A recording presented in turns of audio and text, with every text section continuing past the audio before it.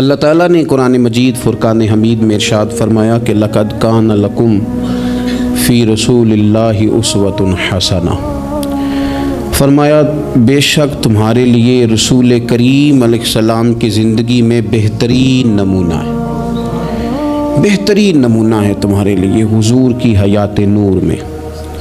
کچھ چیزیں ایسی ہوتی ہیں جو جہتوں کی، سمتوں کی، وقتوں کی پابند ہوتی ہیں، اور دنیا کے اندر کچھ چیزیں ایسی ہیں جو کسی جہت کی، کسی سمت کی، کسی وقت کی، کسی موسم کی پابند نہیں۔ ان میں سے دنیاوی لحاظ سے بھی کچھ چیزیں آپ کو میسر آئیں گی، لیکن کائنات میں جو چیز سب سے زیادہ عالمگیر ہے، سب سے زیادہ وسعت رکھنے والی ہے، سب سے زیادہ طاقت رکھنے والی ہے، وہ چیز ہے رسول اللہ کی سیرت مبارکہ۔ یہ کسی چیز کی پابند نہیں، حضور کی سیرت عالمگیر ہے، اتنی عالمگیر ہے کہ اس کے اندر دنیا بھر کے مسائل سمیٹے جا سکتے ہیں۔ حضور سید عالم صلی اللہ تعالیٰ علیہ وسلم نے ہمیں جو سیرت مبارکہ عطا کی ہے نا، وہ مکمل ہے، وہ جامع ہے، وہ عالمگیر ہے۔ وہ کسی ایک ہستی کے یا ایک بڑی شخصیت کے اقوال نہیں ہیں، بلکہ جو حضور کی سیرت مبارکہ ہے نا، وہ امام الانبیاء کی سیرت مبارکہ ہے۔ تمام انبیاء کرام کے جو کمالات ہیں اللہ تعالیٰ نے نبی کریم علیہ السلام کے اندر جمع فرما دیے۔ حضور کی سیرت اس کی جامع ہے، اور اس کی جامع کیفیت میں وہ سیرت ہمارے پاس پوری طرح محفوظ ہے۔ حضرت عیسیٰ علیہ السلام اللہ کے بڑے عزتوں، شانوں، بلندیوں والے پیغمبر ہیں، پر انہوں نے تو نکاح ہی نہیں فرمایا۔ تو جو آدمی چاہے گا کہ میں نے شادی کرنی ہے اور مجھے سیرت چاہیے، تو وہ کہاں سے لے گا؟ جناب عیسیٰ علیہ السلام نے تو نکاح نہیں فرمایا۔ حضرت عیسیٰ علیہ السلام کی حیات مبارکہ میں نرمی ہی نرمی ہے، درگزر ہی درگزر ہے۔ اور ایک حیات مبارکہ ہے حضرت موسیٰ کلیم اللہ کی، جس میں جلال ہی جلال ہے، جس میں جلال ہی جلال ہے۔ اس چیز کو بھی بعض لوگ سمجھنا چاہیے کہ ہر جہت کی خوبصورتی کی، ہر پھول کی اپنی اپنی خوشبو ہوتی ہے، اور سارے پھول ملیں تو پھر گلدستہ بنتا ہے۔ تو اس لیے حضرت موسیٰ علیہ السلام کی حیات مبارکہ میں جلال ہی جلال ہے، لیکن رسول کریم صلی اللہ علیہ وسلم کی حیات نور آپ دیکھیں گے تو حضور نے تلوار اٹھائی میدان میں، حالات کچھ اور طرح کے تھے، تو جناب ابو سفیان رضی اللہ تعالیٰ عنہ کہتے ہیں میں نے کہا حضور تھوڑا سا پیچھے ہٹا جائے، معاملات کو دیکھا جائے۔ فرمایا نہیں بھائی، میں نبی ہوں، بات یہ بھی سچی ہے، اور میں عبد المطلب کا پوتا ہوں، بات یہ بھی سچی ہے۔ اب پیچھے نہیں ہٹنا، اب آگے چلنا۔ ایک معاملہ یہاں ہے، اور ایک معاملہ مقام حدیبیہ پہ ہے۔ حضور نے خود فرمایا کہ ہم عمرہ کے لیے جا رہے ہیں، لیکن جب وہاں حالات کا رخ کچھ اور دیکھا، اور حضرت عمر جیسے لوگ کھڑے ہو کے کہہ رہے تھے کہ یا رسول اللہ ہم کیوں دب کے صلح کریں، آپ بھی سچے، قرآن بھی سچا، اسلام بھی سچا، تو نبی کریم علیہ السلام نے فرمایا عمر میں اللہ کا رسول ہوں، میں مرضی سے نہیں بولتا، میں وہی کہتا ہوں جس کا میرا رب مجھے حکم ارشاد فرماتا ہے۔ تم اس کو دبی ہوئی صلح نہ سمجھو، تم اسے فتح مبین ہی سمجھو۔ تو پھر وہ فتح مبین کی صورت میں سامنے آئی وہ چیز، اور وہی صلح حدیبیہ جس پر بہت سارے لوگ کلام کر رہے تھے، وہی فتح مکہ کا سبب بن گئی، وہی دروازہ کھلا بعد میں فتح مکہ کا۔ تو نبی پاک علیہ السلام کی سیرت میں آپ کو ہر چیز میسر آئے گی، لیکن کچھ چیزیں زیادہ نمایاں ہیں، ان میں آپ کو زیادہ وضاحت اور زیادہ دلالت میسر آتی ہے۔ ان میں سے آپ دیکھیں حضور علیہ السلام مالک و مختار ہیں اللہ کے خزانوں کے باذن اللہ تعالی۔ حضور سید الانبیاء ہیں، سید الرسل ہیں، اللہ نے اپنے محبوب کو غیب کے خزانوں کی کنجیاں دی ہیں۔ سرور کائنات امام الانبیاء ہیں، حضور علیہ السلام کو اللہ تبارک و تعالی نے بے پناہ عظمتیں دیں، صبح قیامت لوائے الحمد کا جھنڈا اللہ دے گا۔ لیکن میرے بھائی، سب سے پہلے بلا حضور کی کون سی صفت دنیا کے سامنے آئی؟ سب سے پہلے جس نام سے لوگوں نے نبی پاک کو جانا وہ کہ حضور کا صادق اور امین ہونا، کہ حضور سچے بڑے ہیں۔ نبی پاک صلی اللہ علیہ وسلم ان کی زبان نور سے کبھی کوئی کلمہ ایسا جو خلاف واقعہ ہو نکلا حضور سچے ہیں، حضور سچے ہیں، نبی پاک نے جو کہہ دیا سو کہہ دیا، حضور اپنے وعدوں کے پکے ہیں، رسول پاک بات کے یہ سب سے پہلے صادق اور امین ہونا نبی پاک کا، میرے نبی پاک صلی اللہ تعالیٰ علیہ وآلہ وسلم کی صداقت کا، حضور علیہ الصلوۃ والسلام کی زبان کی صفائی کا یہ عالم تھا کہ جب مسلمان نجاشی بادشاہ کے پاس پہنچ گئے، پہلی ہجرت جو ہجرت حبشہ کے نام سے موسوم ہے وہ ہجرت ہوئی، حضور سید عالم صلی اللہ علیہ وسلم کے غلام وہاں پہنچے تو انہوں نے وہاں شکایات بھیجی، اور جب شکایات وہاں پہنچ گئیں تو نجاشی جو تھا وہ کہتا میں جذباتی فیصلے نہیں کرتا، میں ایسے ہی تم آ گئے ہو، تم نے شکایت کر دیا ہے کہ مسلمانوں فتنہ فساد معاذ اللہ پھیلا کے تمہارے پاس آ گئے، میں پہلے تحقیق کروں گا بات کیا ہے۔ اس نے آن کر کے معلومات کی، کہنے لگا کوئی بندہ تلاش کرو، کوئی عرب کا بڑا آدمی وزادار سردار بندہ یہاں تمہیں نظر آئے تو وہ بندہ ذرا لے کے آؤ، اس سے میں نے کلام کرنا ہے، کوئی وزادار آدمی۔ ابو سفیان ابھی مسلمان نہیں ہوئے تھے، حضور کے چچا وہ ان دنوں حبشہ گئے ہوئے تھے تجارت کی غرض سے، لوگ انہیں پکڑ کے نجاشی کے پاس لے آئے تو نجاشی نے سوالات کیے بہت سارے۔ دو چیزیں ہوتی ہیں، ایک بندہ جب کسی کی حمایت میں ہوتا ہے تو پھر بھی سوچ سمجھ سے عاری ہوتا ہے، کیوں؟ اس لیے کہ نبی پاک صلی اللہ علیہ وسلم نے فرمایا محبت آدمی کو اندھا بہرا گونگا کر دیتی ہے، اس وقت بھی وہ عاری ہوتا ہے، اور جب کسی کی مخالفت میں ہوتا ہے تو اس وقت بھی سوچ سمجھ سے عاری ہوتا ہے، اس وقت بھی اسے صحیح بات بھی غلط محسوس ہو رہی ہوتی ہے۔ اب یہ مخالفت میں تھے تو کہتے ہیں حضور سید عالم علیہ السلام کے بارے میں جب سوالات پوچھے گئے، سوالات کیے گئے، اور ابو سفیان کہتے ہیں میں چونکہ مخالف تھا تو میں نے اسی انداز میں ایک کہانی رٹی رٹائی انہوں نے یاد کی ہوئی تھی، وہ رٹی رٹائی کہانی ہر جگہ یہ سنایا کرتے تھے، دیکھو جی جس پہ ہمارا ابا تھا، جس مذہب پہ، اس کو وہ کہتے ہیں گمراہ تھا، وہ جی ہمارے دادا کو کہتے ہیں وہ گمراہ تھا، وہ جی ہمارے نانا کو کہتے ہیں بت پرست تھا تو گمراہ تھا، وہ جی انہوں نے ایک بھائی مسلمان کر لیا ہے، دوسرا کافر ہے، گھروں میں لڑائی پیدا کر دی، یہ رٹی رٹائی کہانیاں۔ پھر وہ کہتے تھے دیکھو جی معاذ اللہ جادوگر ہیں، کچھ پڑھ کے پھونکتے ہیں، وہ جی شاعر ہیں، بات ایسی سناتے ہیں کہ اپنے قبضے میں لے لیتے ہیں، یہ ساری کہانی انہوں نے یاد کی تھی۔ ابو سفیان کہتے ہیں میں نے وہاں ساری سنائی۔ اب نجاشی نے بھی سوالات پوچھے، کہنے لگے ان کے ماننے والے امیر ہیں کہ غریب ہیں؟ میں نے کہا ماڑے ماڑے لوگ۔ کہنے لگے نبیوں پر پہلے ایمان ہی غریب لوگ لایا کرتے ہیں۔ کہنے لگے اس نے بڑے سوالات کیے، بڑے میں نے جواب دیے، آخر میں اس نے ایک سوال پوچھا۔ ابو سفیان کہتے ہیں میں باہر سے نہیں گیا تھا، میں چچا تھا، مجھ سے پوچھا، کہنے لگے کیا کبھی اس محبوب نے جھوٹ بھی بولا ہے؟ کیا کبھی جھوٹ بھی بولا ہے؟ کبھی؟ تو ابو سفیان کہتے ہیں کہ ایک منٹ کے لیے چونکہ مخالف تھا، میرے دل میں خیال آیا کہہ نہ دوں بولا ہے معاذ اللہ، نقل کفر نہ باشد۔ کہتے ہیں پھر میں نے سوچا کہ ایک تو یہ عرب کی وزاداری کے خلاف ہے کہ میں غلط بات کروں، اور دوسرا یہ کہ میں انہیں جادوگر کہوں تو شاید کوئی اس پر سوچے، شاعر کہوں تو شاید کوئی توجہ کرے، پر مدینے والے محبوب نے جھوٹ بولا ہے یہ تو مانے گا ہی کوئی نہیں، یہ کیسے ہو سکتا ہے؟ یہ تو صادق اور امین ہونا تو ان کا آفتاب سے زیادہ روشن، کون اس بات کو تسلیم کرے گا؟ کون مانے گا؟ کوئی نہیں مانے گا۔ اللہ اکبر، کون تسلیم کرے گا؟ ابو سفیان کہتے اس نے پھر پوچھا بتاتے کیوں نہیں، چپ کیوں کر گئے ہو، کیا کبھی انہوں نے جھوٹ بھی بولا ہے؟ اللہ اکبر۔ تو ابو سفیان کہتے ہیں میں بول پڑا، میں نے کہا کہ وہ میرے بھتیجے ہیں، میں نے انہیں ماں کی گود میں بھی دیکھا، دادا کے کندھوں پہ بھی دیکھا، چچا کے گھر میں بھی دیکھا، ختیجہ کا دولہا بنے بھی دیکھا، میں نے اس حبیب کو جگہ جگہ دیکھا، اور میری آنکھوں کے سامنے ان کی کان پٹیوں پہ مقدس سفید بال آئے، میں نے بڑا کچھ دیکھا، پر میں نے اس حبیب کو کبھی جھوٹ بولتے نہیں دیکھا، کبھی یہ لفظ زبان سے نکلے ہی نہیں، کبھی یہ بات کہی نہیں، کبھی جھوٹ بولا ہی نہیں، سوال ہی نہیں پیدا ہوتا۔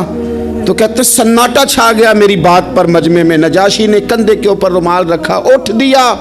میں نے کہا بادشاہ رزلٹ تو ہی ناؤسکار، تو نے سوال پوچھا میں نے جواب دیا، اب جا رہا ہے؟ کہنے لگا رزلٹ کیا دینا ہے، رزلٹ تو نکل آیا ہے، جس نے کبھی بندوں سے جھوٹ نہیں بولا وہ یہ جھوٹ کیوں بولے گا کہ میں اللہ کا رسول بن کے آیا ہوں؟ یہ والا جھوٹ کیوں؟ اسیر دشمن کی چاہ میں بھی، مخالفوں کی نگاہ میں بھی، وہ امی ہے، صادق ہے، معتبر ہے، میرا پیغمبر عظیم تر ہے، میرا پیغمبر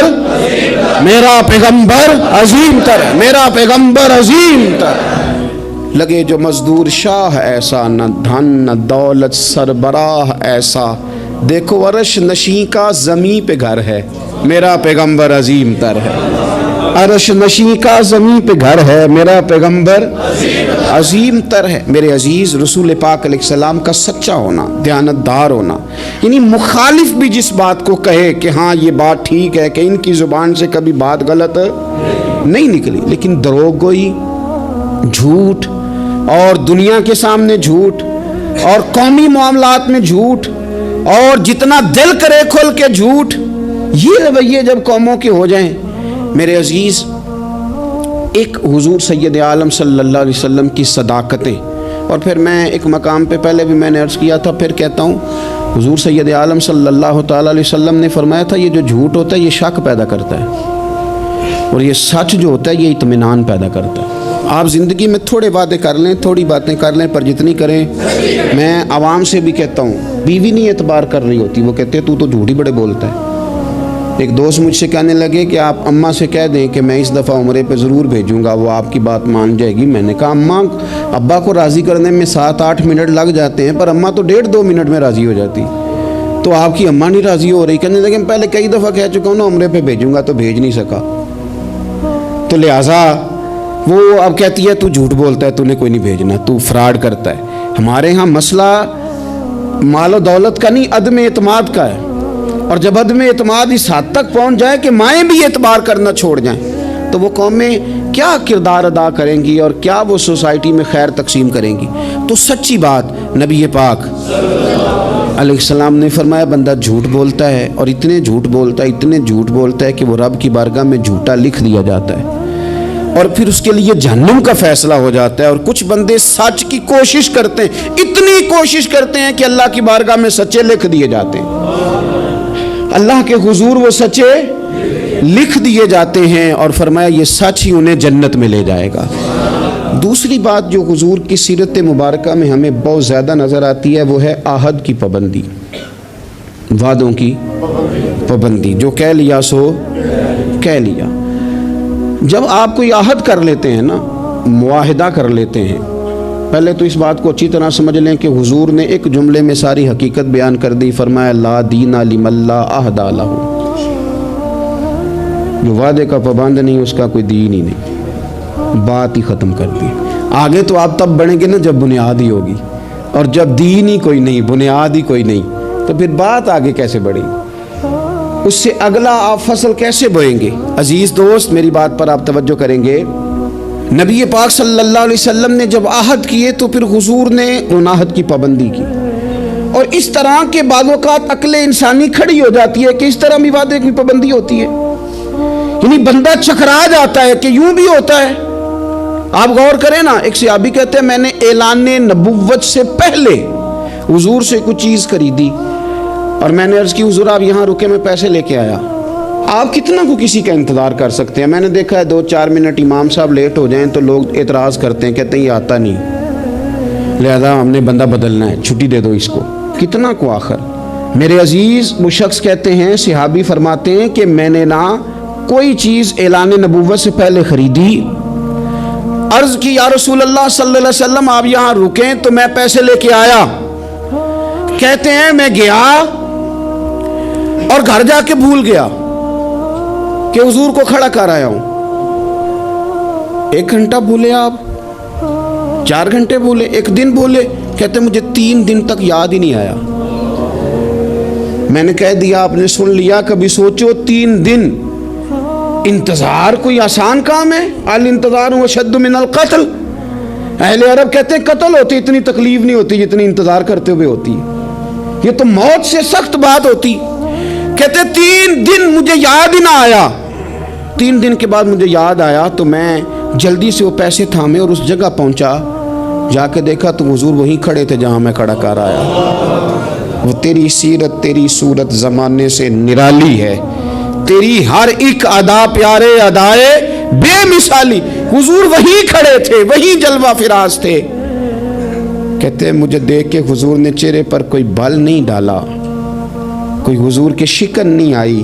فرمانے لگے تم نے مجھے بڑی تکلیف میں ڈال دیا, تم کھڑا کر گئے تھے, میں یہیں پہ کھڑا ہوں, اسی وقت سے کھڑا ہوں. میرے رسول پاک صلی اللہ تعالی علیہ وسلم نے وعدوں کے وفا کے تعلق سے جو ہمیں سیرت عطا فرمائی, حضور علیہ الصلوۃ والسلام نے جو اپنا اسوہ نور اس تعلق سے ہمیں دیا ہے, وہ ہر شخص کے لیے دستور حیات ہے, وہ ہر شخص کے لیے دستور عمل ہے. ہر شخص کو چاہیے کہ وہ ان زاویوں میں اپنے آپ کو ڈھونڈے, تلاش کرے. بڑی تکلیف ہوتی ہے عوامی سطح پر بھی جب ایسی باتیں سننے کو ملتی ہیں کہ نہیں جی نہیں وہ تو سیاسی بات تھی. سیاسی بات کیا ہوتی ہے؟ جھوٹ. بخاری شریف میں تو یہ لفظ موجود ہیں کہ بنی اسرائیل کی سیاست ان کے نبی کرتے تھے. سیاست کا معنی تو تدبیر کرنا ہے, سیاست کو آپ نے فراڈ کا نام دے دیا ہے. وہ جی وہ میں نے تو بس ویسے بات کی تھی, اس کا کیا معنی ہوتا ہے, اس کا کیا مطلب ہوتا ہے؟ کچھ مسائل ایسے ہیں جو آپ خود پیدا کرتے ہیں, کچھ چیزیں ایسی ہیں جن کے اندر آپ خود چیزوں کو اس پیک پہ لے کے آتے ہیں. اللہ جانے آپ کے کیا مقاصد ہیں اس میں. میرے رسول پاک علیہ الصلوۃ والسلام نے عہد کی پابندی, وعدوں کی پاسداری, اس پر لوگوں کی توجہ دلائی. اور میں نے کہا کہ بعض اوقات حالات اتنے خوفناک ہوتے تھے. حدیبیہ کی صلح ہو رہی ہے اور اس صلح کے اندر ایک شرط یہ تھی کہ اگر کوئی مسلمان اپنے آقا کی مرضی کے بغیر مکہ مکرمہ سے مدینہ طیبہ آئے گا تو حضور اسے رکھیں گے نہیں. اگر کوئی شخص مدینے سے مکہ جائے گا تو مکے والے واپس نہیں کریں گے. اور بخاری شریف میں موجود ہے کہ اسی شرط پر جناب عمر فاروق پریشان ہوئے کہ ہم تو دب کے صلح کر رہے ہیں, صلح تو برابری کی بنیاد پر ہوتی ہے, یہ کیا بات ہوئی کہ ہمارا بندہ جائے تو واپس نہ کرے, ان کا ہے تو ہم واپس کریں. لیکن حضور نے فرمایا میں اللہ کا رسول ہوں عمر, میں اللہ کا, جو میں دیکھ رہا ہوں وہ تم سمجھ نہیں رہے, میں رب کا رسول ہوں. اور حضرت عمر کہتے ہیں یہ پہلے میں نے حضور سے بات کی, پھر حضرت ابو بکر سے بات کی, پر قربان جاؤں جو جواب مجھے حضور نے دیا وہی جناب صدیق اکبر نے دیا. کہو عمر وہ اللہ کے رسول ہیں, وہ جو کہتے ہیں حق اور سچ ہی کہتے ہیں. حضرت سیدنا فاروق اعظم اور رضی اللہ تعالیٰ عنہ ارشاد فرمانے لگے کہ اس موقع پر نا ایک اور بھی معمہ ہوا. ایک تو یہ صلح اس انداز میں ہوئی, پھر ایک عجیب مسئلہ ہوا. صحابہ فرماتے ہیں ایک صحابی تھے حضرت ابو جندل رضی اللہ تعالیٰ عنہ, ان کو ان کے والد نے زنجیروں میں باندھا ہوا تھا اور گھر کے اندر قید کیا ہوا تھا کہ آپ جا نہیں سکتے. جب انہیں پتہ چلا نا حضور تو حدیبیہ تک آ گئے تو کسی طریقے سے نا اپنی زنجیریں توڑ کے, اور بعض سیرت نگاروں نے لکھا ہے زنجیروں سمیت, زنجیروں سمیت جب وہ آ رہے تھے تو پاؤں میں زنجیریں پھر پھر کے نا ان کے زخم بن گئے تھے. وہ زنجیروں سمیت آئے حضور کے سامنے کھڑے ہو, کہتے ہیں سونیا مجھے چھوڑ کے نہ جانا. میں اکثر دوستوں سے کہتا ہوں پیر صاحب کبھی کہہ دینا مریدوں کو کہ عمرہ کرنے جانا ہے اور بعد میں فراڈ ہو جائے وہاں, تو مرید کہتے ہیں لگتا ہے پیر بھی شامل ہے ساتھ. اس نے تو کہا تھا. بہت سارے لوگ کہتے ہیں جی وہ پیر صاحب آپ سے دعا کرائی تھی تو وہ کام نہیں ہوا. تو میں نے کہا دعا کا مطلب کیا ہوتا ہے؟ کوئی پیر معاذ اللہ تعالیٰ خدا کی حکمت کو مجبور کر سکتا ہے؟ جیسے جب چاہے رب جس طرح چاہے ویسے کرے. اللہ کے عاجز بندے ہیں, دعا کرتے ہیں اس امید پر کہ خدا فضل کرے گا. تو اب بڑی جلدی لوگ ڈگمگا جاتے ہیں کہ فلاں جگہ ایسا ہو گیا. حضور سید عالم صلی اللہ علیہ وسلم کی بارگاہ میں عرض کیا یا رسول اللہ صلی اللہ علیہ وسلم, حضور مجھے چھوڑ کے نہ جائیے گا, بڑا مارتا ہے میرا باپ. آپ ذرا کیفیت دیکھیں, حضور نے وعدہ کر لیا ہے کہ ہم لے کے نہیں جائیں گے. وہ آ گئے, رو رہے ہیں یا رسول اللہ چھوڑ کے نہ جائیے گا. ان کے والد کھڑے ہو گئے, کہنے لگے جی آپ نے وعدہ کیا, آپ لے کے نہیں جا سکتے. امتحان دیکھو محبت کا. کوئی ضروری ہے کہ ہر موقع پر شاباشی ملے, ہر وقت مسکرا کے ملا جائے؟ یہاں تو لوگ اس بات پہ بھی ناراض ہو جاتے ہیں کہ مجھے 21 دفعہ ملے ہیں تو 20 دفعہ ہنسے, 21ویں دفعہ ہنسے نہیں. خیر ہے آج مسکرائے نہیں. ہر بات میں لوگ ایک پہلو تلاش کر لیتے ہیں کمزوری کا. وہ رو رہے ہیں, تڑپ رہے ہیں, اور صحابہ کہتے ہیں ہماری خواہش تھی ان کا درد دیکھ کر کے حضور حکم کریں تو ہم زنجیریں ساری توڑ دیں. پر میرے رسول نے کیا فرمایا؟ فرمایا ابو جندل تمہیں جانا ہے کیونکہ میں وعدہ کر چکا ہوں. جب کوئی وعدہ کر لے پھر اس سے نتائج کی پرواہ، کیا ہوگا کیسے ہوگا، پھر اس بات کی پرواہ، میں وعدہ کر چکا ہوں لہذا اب تمہیں واپس جانا ہے، اور جب تک میں دوسرا حکم نہ دوں اتنی دیر تک لوٹنا نہ۔ ان کے آنسو پونچھے گئے، وہ واپس گئے۔ کیا کہا تھا درویش نے؟ ایک باری میری آنکھیاں چوں اونا نے اتھرو پونجے سن، ہن تے چسکا پی گیا رونے دا، ہن تے مینوں چسکا ہی پی گیا رونے دا، تے ہر ویلے آہو زاری دا۔ نبی پاک علیہ السلام نے واپس بھیج دیا۔ یہ وقتی طور پر کرب کا مسئلہ تھا، تکلیف کا تھا، لیکن اپنے وعدے کی پاسداری، اپنے وعدے اور معاہدے کی پابندی۔ کوئی بھی آپ کمٹمنٹ کریں، کسی کے ساتھ بھی کریں، کسی بھی لحاظ سے کریں، اور جو لوگ اپنے حساب سے بڑے بنتے ہوں، سربراہان کہلاتے ہوں، ان کے لیے تو زیادہ ضروری نہیں ہو جاتا کہ اگر وہ کوئی کال قرار کرتے ہیں، کوئی بات کرتے ہیں، تو پھر اس کا انہیں پابند بھی ہونا چاہیے۔ تو چیزوں کو اگر حضور کی سیرت نور کی روشنی میں دیکھا جائے تو میرے نبی پاک علیہ السلام نے پھر وعدے کی پابندی کو امت کو دستور بنا کے دیا۔ حضرت حذیفہ بن یمان، حضرت ابو حسین رضی اللہ تعالیٰ عنہ، یہ دو لوگ کہتے ہیں کہ بدر کی جنگ میں نا ہم حضور کے ساتھ لڑنے کے لیے گھر سے نکلے، رستے میں ابو جہل نے اور کچھ اور لوگوں نے ہمیں روک لیا، کہاں جا رہے؟ ہم نے کہا حضور کی زیارت کے لیے۔ انہوں نے کہا نہیں، تم جنگ کرنے جا رہے، لڑائی کرنے جا رہے، تم لڑو گے۔ ہم نے وہاں وعدہ کر لیا کہ ہم نہ صرف زیارت کریں گے، ہم لڑیں گے نہیں، وعدہ کر لیا۔ جب ہم حضور کی بارگاہ میں پہنچے نا تو عرض کی یا رسول اللہ صلی اللہ تعالیٰ علیہ وسلم، حضور ہم وہاں وعدہ کر رہے ہیں کہ لڑیں گے نہیں، ورنہ وہ آنے نہیں دیتے تھے، ہمیں گرفتار کر لیا تھا انہوں نے، وعدہ کر رہے ہیں کہ لڑیں گے نہیں۔ تو یا رسول اللہ صلی اللہ تعالیٰ علیہ وسلم ہمارے لیے حکم کیا؟ یہ بدر کی لڑائی تھی جس میں ایک ایک آدمی کی ضرورت تھی، 1000 کا مقابلہ 313 کے ساتھ ہے، ایک ایک فرد کی، ایک ایک شخص کی ضرورت ہے۔ تو یا رسول اللہ وعدہ کر رہے ہیں کہ لڑیں گے نہیں، تو حکم کیا ہے؟ تو نبی پاک صلی اللہ تعالی وسلم نے فرمایا چونکہ تم نے وعدہ کیا نہیں لڑو گے تو تم ادھر بیٹھ جاؤ۔ یا رسول اللہ ایک ایک بندے کی ضرورت ہے، فرمایا نہیں، ہمیں رب کی مدد کی ضرورت ہے، اللہ کی نصرت کی ضرورت ہے، وعدہ کر لیا ہے لہذا وعدے پر قائم رہیں گے۔ ایک بات اور سیرت کے عنوان پر آپ کی خدمت میں عرض کرنی ہے، اس پر بھی ضرور توجہ کرنی ہے ہم لوگوں کو، اور خوب ہمیں اس بات کی طرف بھی اپنے معاملات کو لے کر کے جانا ہے۔ میرے عزیز دوست، میرے عزیز بھائی، ہم ہیں رسول کریم کے ماننے والے۔ مجھے ایک بات بتلائیے کہ حضور کی سیرت، حضور کی سنت حضور کے ماننے والے اپنائیں گے یا کوئی اور آ کے اپنائے گا؟ ایک شخص نے دعویٰ کیا کہ یا رسول اللہ میں آپ کا غلام ہوں، تو اب سیرت پر عمل اسی نے کرنا تھا کہ کسی اور نے باہر سے آ کے کرنا تھا؟ ہم اس طرح کر رہے ہیں کہ ہم نہ سیرت نبوی سے، میں بہت سارے دوستوں سے جب کہتا ہوں نا آپ داڑھی شریف حضور کا طریقہ مبارکہ اس کو اپنائیں، تو وہ کئی قسم کے بہانے کرتے ہیں۔ بعض دوست یہ کہتے ہیں کہ میں ابھی نیک نہیں ہوں، تو میں کہتا ہوں اس دنیا میں کون بندہ ہے جس نے یہ دعویٰ کر لیا ہے کہ میں اب اتنا نیک ہوں کہ کبھی گناہ نہیں کروں گا؟ کوئی ہے ایسا انبیاء کے بعد، فرشتوں کے بعد کوئی معصوم ہے امت میں؟ تو انسان کے ساتھ چیزیں رہیں گی، پر آپ آغاز تو کریں سنت شریعت سے، آپ شروع تو کریں۔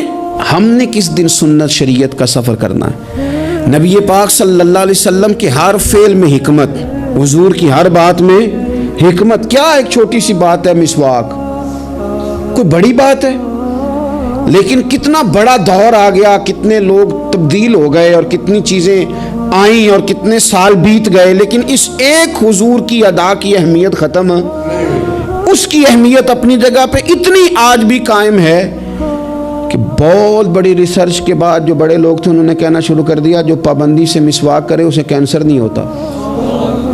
کیا ایک چیز مسواک ہی ہے، اور میرے نبی پاک کی پسند اتنی زیادہ ہے یہ، یعنی بہت ساری چیزوں کو نا معاذ اللہ تعالیٰ ہم سمجھتے ہیں یہ تو سادی سی بات بتا رہے ہیں مولانا صاحب، یہ تو پیر صاحب نے بڑی سادی سی ایک ہمارے سامنے چیز رکھی ہے، وہ تو کوئی بڑا فلسفہ بیان کرتے تو تب ہماری سمجھ میں آتا تھا۔ تو ایک سادی چیز رکھی، او خدا کے بندے یہ اتنی پیاری ہے کہ حضور فرماتے ہیں اگر امت پر مشکل نہ ہوتا تو میں ہر وضو کے ساتھ مسواک کو ضروری قرار دے دیتا۔ اس کے حسن کو آپ ملاحظہ کریں اس سنت کے کہ حضرت عائشہ صدیقہ رضی اللہ تعالی عنہ ارشاد فرماتی ہیں کہ وقت وصال، اور اس خاتون کی بھی عظمتیں دیکھیں، کہتی ہیں حضور نے وقت وصال میری گود میں سر رکھا ہوا ہے، میری گود میں سر تھا نبی پاک کا، اور کہتے ہیں میرے بھائی سامنے سے گزرے تو وہ مسواک کر رہے تھے، ان کے ہاتھ میں مسواک تھی، تو حضور سید عالم صلی اللہ تعالی علیہ وسلم نے اس طرف رغبت فرمائی، تو میں سمجھ گئی حضور مسواک کرنا چاہ رہے ہیں۔ یعنی آپ میری بات پر غور کریں کہ عین وقت وصال ظاہری رسول کریم صلی اللہ تعالی علیہ وسلم نے اس موقع پر بھی مسواک کی طرف رغبت فرمائی، فرمایا مجھے چاہیے۔ میرے نبی پاک صلی اللہ علیہ وسلم کی پیاری زوجہ کہتی ہیں کریم محبوب کو میں نے مسواک پکڑی ان سے، اور پھر میں نے اپنے دانتوں سے چبائی اور اس کو نرم کر کے حضور کی بارگاہ عالی مرتبت میں پیش کیا۔ او میرے عزیز بھائیوں، اگر سنت کا وہ ذوق ہماری طبیعت میں پیدا ہو جائے، وہ شوق، ہمارے استاد صاحب فرمایا کرتے تھے یہ کیا بات ہوئی کہ ہمیں بتانا پڑے ہمارا کون سا مذہب ہے، یہ کیا بات ہوئی ہمیں بتانا پڑے کہ ہم عاشق رسول ہیں، یہ کیا بات ہوئی ہمیں بتانا پڑے کہ فلاں شیخ کے ماننے والے ہیں، ہماری ادائیں کیوں نہیں بتاتی کہ ہم رسول پاک کے غلام ہیں، ہماری ادائیں کیوں نہیں بتاتی کہ ہم نبی پاک صلی اللہ تعالی علیہ وسلم سے محبت کا دم بھرنے والے۔ تو رسول پاک صلی اللہ تعالی علیہ وسلم کی سیرت نور، اور میں آپ کو ایک اور بات بھی عرض کروں، ہم نے بہت بڑی غلطی کی کہ ہم حضور کی سیرت تک پہنچنے میں کامیاب نہیں ہوئے۔ ہم نے بڑی باتیں سنی، بڑا کچھ ہم نے اپنی زندگی میں پڑھا، اگر حضور کی سیرت نور کو پڑھنا شروع کریں، ایک ایک پہلو حضور کی مقدس زندگی کا، آپ محسوس کریں گے کہ آپ کی روح پرواز کرنے لگی ہے، آپ محسوس کریں گے کہ خود بخود اندر کے میل دھلنے لگے، آپ نہ پڑھتے پڑھتے ہی محسوس کریں گے کہ کساوتیں ختم ہو رہی ہیں، عداوتیں ختم ہو رہی ہیں، میرے دل کے اندر جو میل کچیل نفس کی شرارت کا تھا وہ دھل رہا ہے۔